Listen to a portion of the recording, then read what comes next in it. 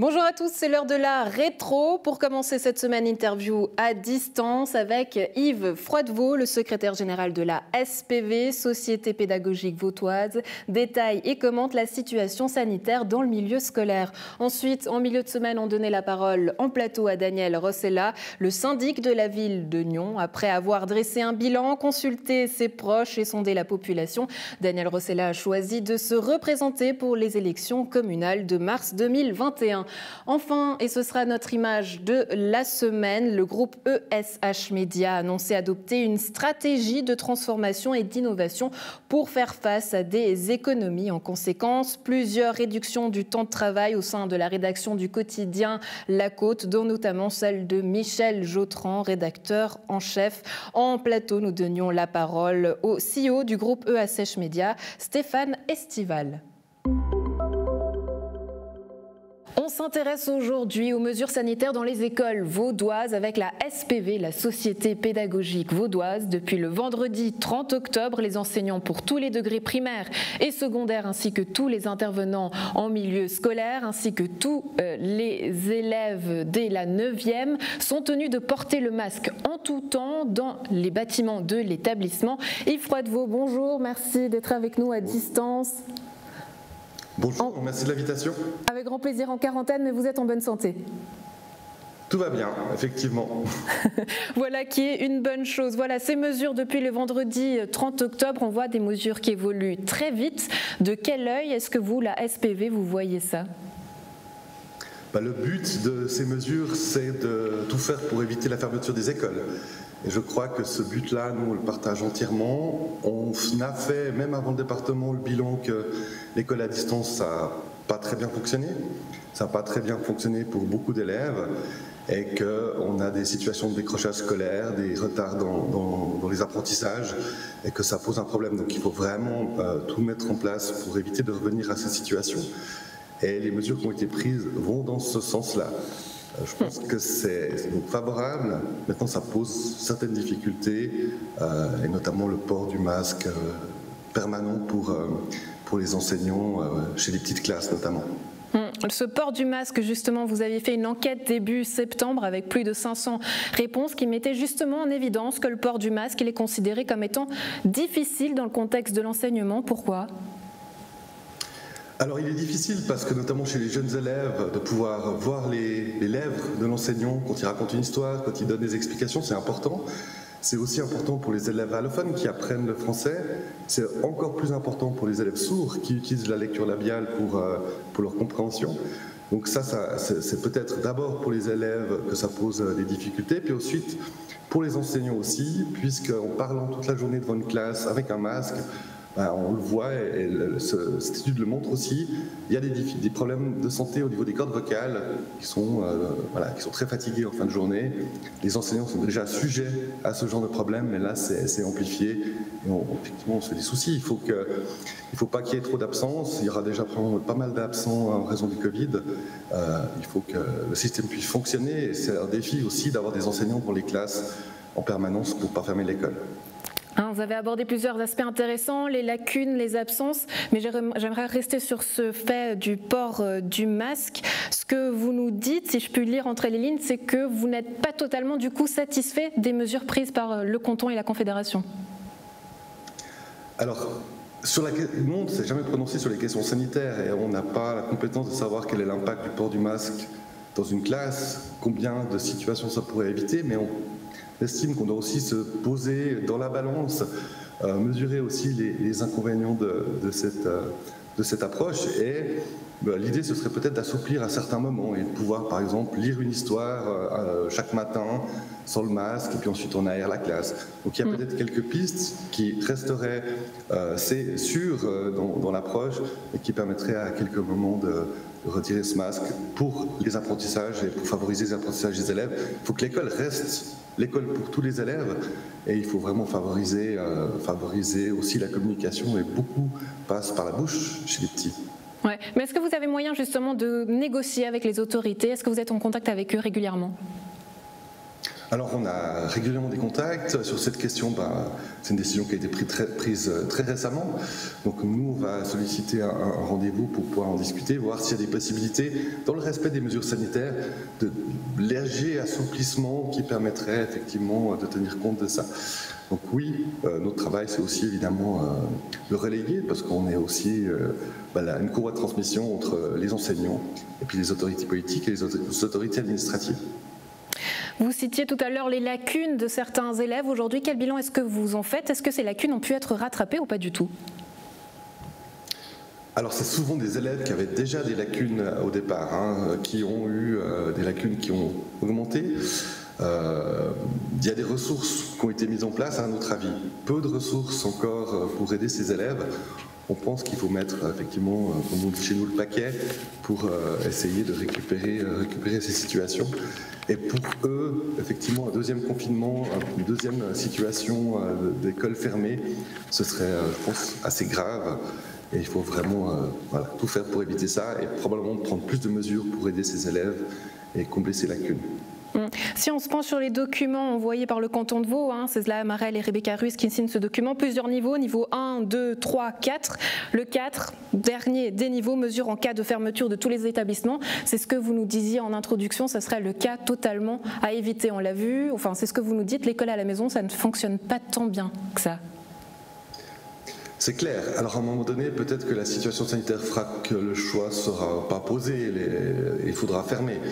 Ce qui nous inquiète aujourd'hui, même si dans sa présentation récente, Mme Amarel disait qu'il y avait des outils qui avaient été mis en place, probablement que c'est bien d'avoir des outils, mais ça restera très compliqué quand même de faire l'école à la maison. Tous les parents qui nous regardent ont pu faire ce constat-là. On n'a pas forcément l'espace pour ça, on n'a pas forcément le matériel technique pour ça, et puis aussi le temps de s'occuper des enfants.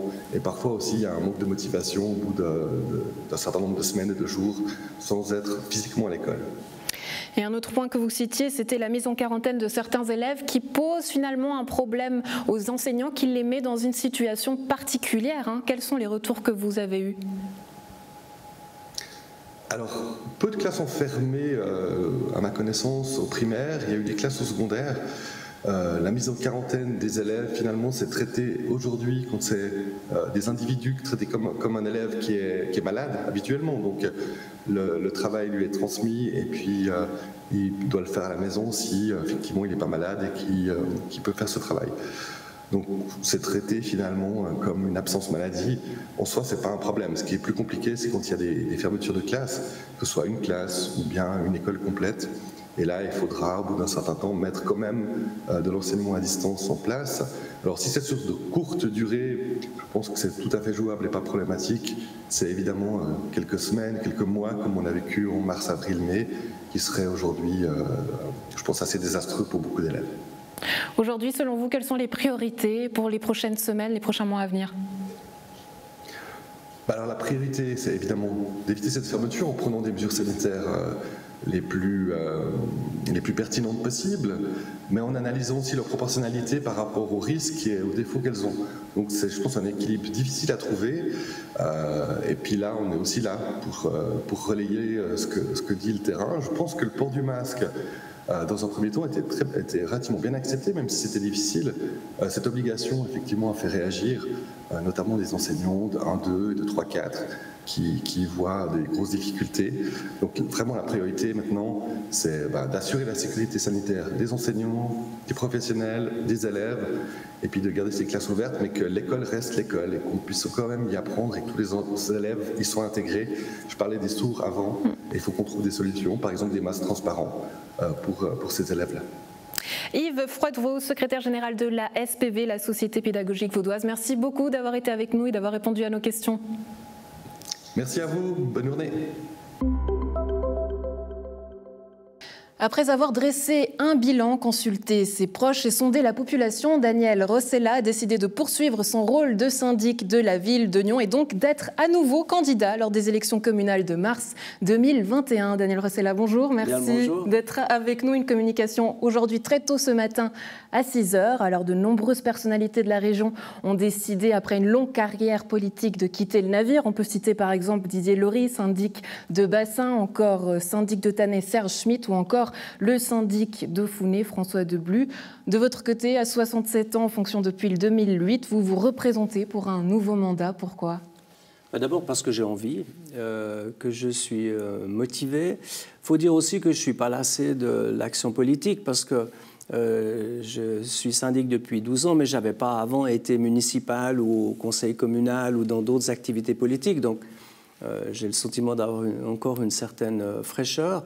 Et puis, j'ai fait un petit bilan de mon action depuis que je suis syndic. J'ai aussi essayé de peser le pour et le contre d'une nouvelle candidature, en tenant compte à la fois de la situation de Paléo qui est difficile, aussi en ayant la crainte de faire la législature de trop, de faire le mandat qui n'était pas nécessaire. Donc voilà, c'est pour ça que j'ai pris un peu de temps pour la réflexion. Et puis, je suis arrivé à la conclusion que, je suis motivé, que j'aime cette fonction, même si parfois il y a quelques petits inconvénients, bien sûr. Par exemple ? Mais il y a des critiques qui sont injustifiées, mais enfin, elles sont compensées par des compliments qui ne sont pas toujours mérités non plus, quoi. Il y a des jeux qui sont un peu spéciaux, mais je veux dire, ça fait partie des contrariétés supportables. Et puis, j'ai aussi un certain nombre de projets que j'ai vraiment envie de conduire, des projets qui me tiennent à cœur, qui sont partagés par un certain nombre de gens qui ont des très bonnes chances d'être à la municipalité pour la prochaine législature, qui ont un soutien de la majorité du conseil communal. Donc voilà, je pense qu'il y a encore 2-3 jolis défis à relever, des beaux projets à conduire. Vous êtes fondateur et membre de plusieurs fondations à la ville de Nyon, de plusieurs associations aussi. Donc quelque part, vous avez un certain pourvoir sur cette ville, oui, parmi le district. Mais pourquoi est-ce que ce rôle de syndic, il est si important pour vous? Parce que quelque part, on pourrait dire que votre pouvoir, vous aurez toujours votre mot à dire dans toutes ces fonctions que vous avez. Alors d'abord, au moment où je suis devenu syndic, j'ai abandonné beaucoup d'autres activités que j'avais de manière à pouvoir me consacrer autant que possible à cette tâche. Un jour ou l'autre, c'est certain que je vais arrêter. Pour moi, je ne le vois pas en termes de pouvoir, je le vois plus en termes de possibilité de réaliser un certain nombre de projets. En plus, c'est un exercice collectif. Alors bien sûr que je fonctionne quand même comme un capitaine, mais pas tout seul. Le résultat d'un bilan d'une législature, c'est le travail collectif, non seulement des municipaux, mais également des chefs de service, de l'administration, avec aussi le pouvoir du conseil communal. Donc, moi, je ne le vois pas vraiment en termes de pouvoir. Je ne suis pas un gouverneur. Des fois, j'aimerais bien en avoir un peu plus, c'est certain. On gagnerait du temps, mais en même temps, je pense que la force du collectif et l'intelligence collective permet quand même d'arriver à des très bons résultats. Nyon plusieurs fois dans les chiffres rouges, plusieurs référendums au cours de cette législature. Est-ce que vous estimez tout de même que votre bilan est positif au cours de cette dernière législature? Ben oui, j'estime que le travail qu'on a pu faire est largement positif. On a pu avancer dans un certain nombre de dossiers. Alors, certains, c'est moins spectaculaire. C'est vrai qu'on avance sur le projet du centre sportif de Collovray. Pour le moment, on est qu'au stade des études. On avance sur le projet du parc Pertan avec les voitures en souterrain. On est au stade d'un mandat d'études parallèle. Le musée du Léman, il est bloqué par des oppositions. Et puis, par rapport au référendum, il faut juste savoir que le but, ce n'est pas de rechercher la popularité à tout prix. C'est clair qu'au moment où on propose un abri, un foyer pour des requérants d'asile, on sait bien que ce n'est pas populaire auprès de tout le monde, mais c'est notre responsabilité. Au moment où on propose d'augmenter la fiscalité, c'est sûr que ce n'est pas populaire. Mais si on vise que la popularité, on n'est pas responsable. Donc je pense que quand on a des responsabilités, eh bien, c'est normal d'aller devant le conseil communal et puis, en cas de référendum, d'aller devant la population nyonnaise pour proposer des choses, même si elles ne sont pas populaires. Maintenant, si je fais les plus et les moins, j'ai le sentiment qu'on a fait du bon travail depuis quelques années. Alors vous vous représentez comme indépendant, hors parti, mais dans le communiqué, je vous cite, vous vous réjouissez de collaborer avec les Verts et le Parti socialiste pour définir le programme de la plateforme Rose-Vert, bien entendu, et constituer une liste commune pour la municipalité. Est-ce que là aussi, c'est pas finalement une manière de mettre votre grain de sel un peu partout? Ben non, parce que c'est vrai qu'il y a un jeu d'alliance. D'ailleurs, le centre-droite est en train de préparer sa liste aussi. J'imagine qu'il y aura probablement 5 candidats du côté de la droite. Ce que je note, c'est que j'ai le soutien des Verts depuis le tout début.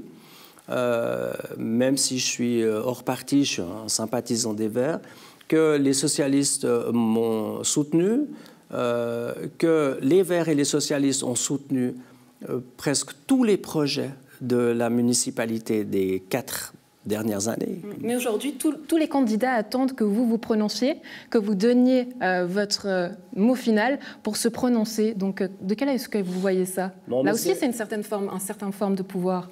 Ben, ce qui se passe, non, c'est plutôt le fait que je suis un peu un ovni en politique, que je ne suis pas dans les règles habituelles des partis, que moi, je n'ai pas besoin de consulter un parti ou me mettre à disposition d'un parti. Donc, effectivement, ben, je sais que les différentes formations politiques nyonnaises attendaient que je dise si j'y allais ou pas. Pourquoi? Parce que ça pouvait changer quelque chose par rapport à leur avenir politique. C'est pour ça que je n'ai pas voulu attendre non plus trop longtemps. Je m'étais donné un délai jusqu'à fin octobre. J'ai communiqué hier à mes collègues de la municipalité, ce matin aux médias. Est-ce que ça a influencé aussi le choix de Fabienne Frémont-Contonne qui ne se recandidate pas du Parti socialiste? Oui, si elle ne vous l'a pas avoué, elle me l'a dit, oui. Si j'avais décidé d'arrêter, probablement qu'elle aurait pu être candidate parce que être la première femme syndic de Nyon aurait certainement été une très bonne motivation. À partir du moment où ça devenait une évidence que j'allais me représenter, ben, elle choisissait plutôt de relever un nouveau défi. Quand bien même elle a du plaisir à travailler à la municipalité, que moi j'ai beaucoup de plaisir à travailler avec elle. Dans ses dossiers au niveau de la culture et des espaces verts, elle a vraiment apporté beaucoup de choses au cours des 4 dernières années. Alors vous ne sondez pas les partis, c'est ce que vous nous dites, mais vous sondez la population avec, comme d'habitude, et avant chaque élection, vous avez un mandat pour un institut de sondage, pardon, j'y arrive. Là, qu'est-ce que vous retenez de ce sondage ? Alors c'est une école de modestie, un sondage. D'abord parce que même les résultats qui sont positifs ne sont pas garantis. Par contre, il y a un élément qui est extrêmement intéressant, c'est que j'ai pu constater que les projets qui me tiennent le plus à cœur pour le futur de la ville de Nyon sont vraiment plébiscités ou en tout cas largement acceptés par la population nyonnaise. Ce que j'ai pu constater aussi, c'est que les aménagements temporaires où il y a eu quand même pas mal de résistance de la part d'un certain nombre de membres du conseil communal, sont vraiment plébiscités par la population, avec 2-3 critiques qui peuvent nous aider à améliorer les choses. Et puis, pour le reste, ben, le but, c'était de savoir quelles étaient mes chances pour la suite, parce que, comme j'ai dit tout à l'heure, il y a forcément une érosion de la popularité de quelqu'un qui est élu. Quand on est syndic, on doit ça vous proposer... blesse, cette érosion ? Elle est probable, elle existe partout. Je veux dire, quand quelqu'un n'a pas de bilan et il vient et qu'il s'exprime à peu près correctement, il a des bonnes chances d'être élu. Après 4 ans ou 8 ans ou 12 ans pour moi, ben, il y a un bilan et j'ai forcément dû faire des arbitrages qui étaient difficiles. J'ai dû prendre des positions qui n'étaient pas forcément très populaires. On parlait des impôts, mais aussi l'allongement des horaires pour les magasins. Ben, il y a des gens qui sont contents, des gens qui ne sont pas contents. Un foyer pour des requérants, il y a des gens qui n'en veulent surtout pas. Donc on est amené à avoir des positions qui ne sont pas forcément populaires. Et on doit décider. Alors que quand on est simplement au conseil communal, on dit oui ou non assez discrètement, puis on essaye d'être du bon côté. Donc voilà, c'est différent. C'est normal qu'il y ait une possible érosion de la popularité, que les scores soient moins favorables que quand on se présente pour la première fois. Ouais, les scores à suivre, et on terminera avec ces 2 photos derrière vous, celle de gauche que vous avez envoyée dans le communiqué officiel, et puis celle de droite, tout de bleu, comme vous, comme votre veston. Elle vient d'où? Il vient d'où ce dessin? Alors c'est un clin d'œil que j'ai ramené d'Afrique.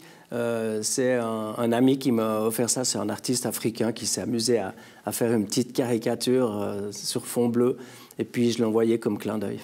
Daniel, 2 visages ou pas? Oui, forcément, il y a la fonction et j'essaye de vraiment respecter la fonction et les institutions, mais c'est la même personne, ce sont les mêmes valeurs, c'est la même envie à la fois de vivre et d'être bien avec les gens.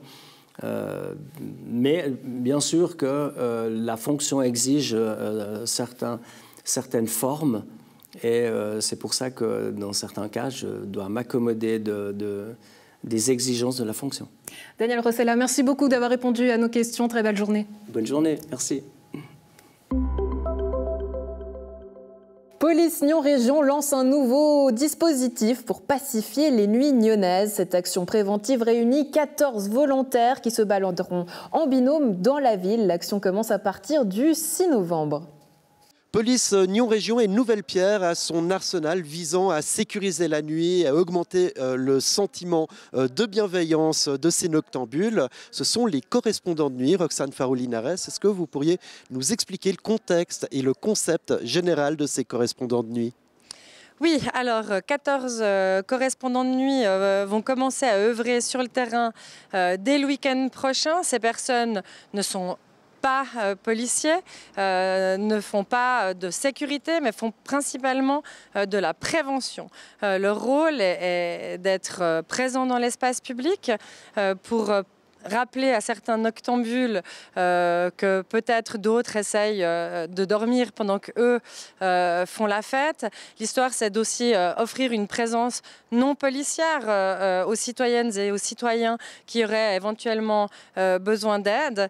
Donc voilà, c'est un dispositif que nous mettons en place en partenariat avec la police du Nord-Vaudois et qui a vraiment pour but de rajouter toujours plus de proximité et de prévention dans notre action. À Nyon, il y a déjà les pairs, il y a déjà les capitaines de nuit. Quelle est la spécificité de ces correspondants de nuit, de ces shooters ? Alors si on se réfère aux pairs ou aux capitaines de nuit, nous nous adressions vraiment à une population des 15, 20, 21 ans.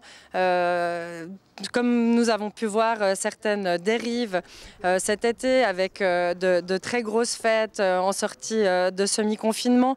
Donc là, c'était vraiment des dispositifs qui s'adressaient aux 15, 20, 21 ans. Là, on essaye d'élargir le dispositif, de s'adresser à toutes les citoyennes et tous les citoyens des 3 communes membres, Cran, Prangin et Nyon, et de vraiment avoir cette action sur l'ensemble de la population, action préventive. Alors ces 14 correspondants sont âgés de 18 à 65 ans. Comment les avez-vous recrutés? Et puis qu'est-ce que vous leur aviez dit avant qu'ils se lancent finalement dans cette aventure? Écoutez, ces gens ont vu une annonce sur le site de Police Nyon Région. Je crois qu'on est sur des profils de gens qui ont une envie de donner du temps à la communauté. On est vraiment dans une démarche citoyenne.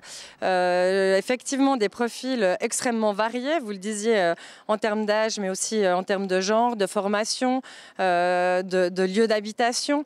Voilà, alors je pense qu'ils ont tout à fait conscience, et pour nous c'était très très important, qu'ils prennent conscience du fait qu'effectivement, ils ne sont pas policiers, ils sont là pour faire de la prévention.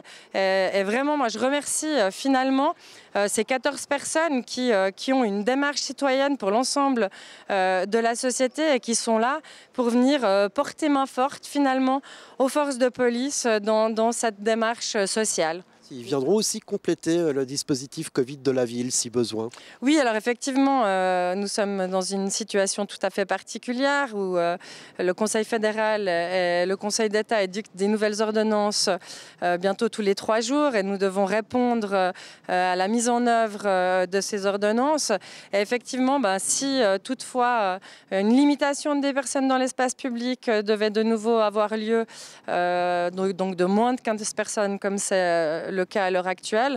Alors effectivement, nous aurons la chance d'avoir aussi des correspondants qui pourront nous aider à rappeler les directives à la population. Incivilité, insécurité, est-ce que ces correspondants vont se concentrer sur Nyon? Est-ce que d'autres communes sont concernées? Et pourquoi pas, est-ce que le district lui-même pourrait voir naître ce processus sur toutes les communes? Alors écoutez, pour l'instant, nous allons commencer par nos 3 communes membres de police Nyon Région. Il faudra que d'ici 6 mois, on fasse un bilan de l'action. Mais bien sûr que si d'autres communes s'intéressent à ce type d'action, nous sommes à leur disposition pour les aider à mettre cela en place. Et la première ronde prévue pour ces correspondants de Nyon? La première, vendredi 6 novembre, à partir de 20 h à Nyon.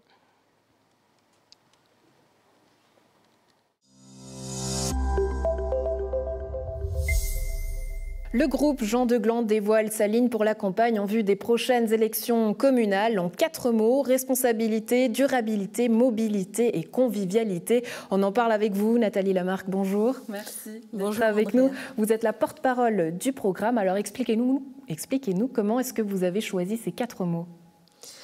Alors en fait, on s'est réunis il y a un petit peu plus d'1 an, on a créé un groupe et on a réfléchi à notre programme électoral pour les prochaines municipales. Et notre ADN nous a rattrapés parce que nous travaillons depuis la commune. Nous n'avons pas de parti politique au-dessus de nous. Donc on s'est rapproché des Glandois et on leur a demandé qu'est-ce qu'ils aimaient, qu'est-ce qu'ils n'aimaient pas, quelles étaient leurs propositions, comment ils se projetaient pour les prochaines années.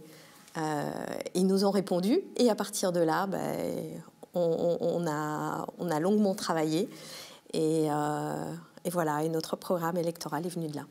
Donc, si je vous comprends, c'est un travail que vous avez fait basé sur un questionnaire. Qu'est-ce que vous retenez de ces réponses? 93 propositions, très variées, des propositions très populaires, on va dire, qui reviennent de manière récurrente, et d'autres qui sont des petites propositions au quotidien. Les Glandois, manifestement, sont très attachés à leur lac, ont envie de développer les activités autour du lac. Et d'un autre côté, on nous a dit, mais et si on mettait des bancs aux arrêts de bus? Et si on faisait des zones de sport dans les parcs, etc.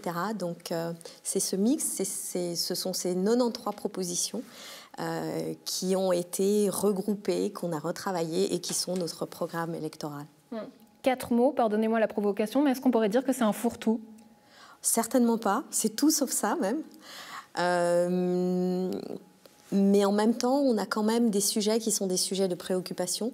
Le Covid nous a appris qu'il y avait des choses où les gens avaient de plus en plus besoin de proximité. C'est peut-être d'ailleurs ce manque de proximité qui nous a comme ça touchés. Il nous parle également de circuits courts. Nos commerçants nous parlent de circuits courts. Ils ont besoin de pouvoir survivre à travers cette... Et on parle de local, et tout ça, c'est notre ADN, en fait. Donc chez nous, c'est naturel. On a été chercher dans notre terreau local pour continuer à développer cette jolie ville de Gland. Mais est-ce que finalement, c'est des choix par défaut? Parce que demander finalement à la population de donner son avis, vous suivez leur avis, mais c'est un choix par défaut que la population vous oblige à traiter. Ce n'est pas une impulsion finalement des GDG. Alors les GDG ont leurs impulsions et ont leurs idées, mais il y a vraiment cette espèce de valeur du respect de la parole des Glandois, de l'opinion des uns et des autres. Et on voit que la commune a beaucoup évolué aussi grâce aux Glandois, parce que nous sommes à l'écoute, parce qu'ils viennent rejoindre le GDG, parce qu'ils nous font des propositions, etc. Vous parlez d'évolution, justement, sachant que plusieurs gros projets vont se construire au fil des prochaines années à Gland. On peut citer par exemple le Suisse Côte, peut-être une patinoire régionale ou encore une parcelle sur le site du VVF qui sera également là à utiliser. Est-ce qu'on peut vraiment parler d'économie éco-responsable ? Absolument, c'est vraiment au cœur de chacun de ces projets. La parcelle du VVF tourne réellement autour d'un projet pour la commune avec un certain nombre nombre de services qui seraient à mettre à disposition de la population, et pas seulement en tant qu'habitant, mais également en tant qu'entreprise, etc., en tant qu'association, donc des vraies structures. Une piscine, on connaît, tous les Glandois connaissent le succès de la piscine, de la petitesse, on va dire, de la taille de la piscine, et en même temps le succès de la patinoire. Donc ce sujet de patinoire et de centre sportif, c'est quelque chose qu'on a développé et qui est vraiment, qui appelle de ses voeux de nombreuses personnes. On revient donc à ces 4 mots, responsabilité, durabilité, mobilité et convivialité. Mais dans les faits, comment est-ce que vous comptez mettre en pratique votre programme et le défendre ? Alors le programme est... Je vous parlais tout à l'heure des 93 propositions. Ces 93 propositions se retrouvent au sein de ces 4 thèmes. Et ce sont ces 4 thèmes qui, concrètement, après, se démultiplient en propositions concrètes. Mais est-ce que vous avez des exemples qui illustreraient finalement vos propos ? Bien sûr, bien sûr. Tout à l'heure, je vous parlais des bancs sur les bus. On se rend bien compte aussi qu'on a une fréquence pour la mobilité qui est vraiment à améliorer.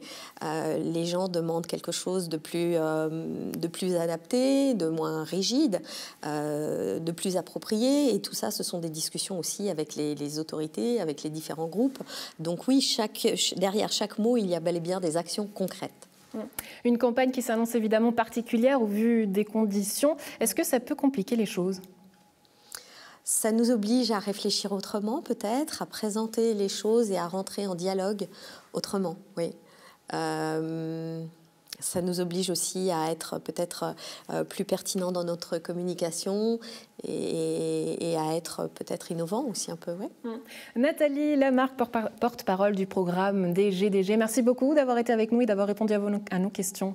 Merci pour votre invitation et merci pour votre accueil.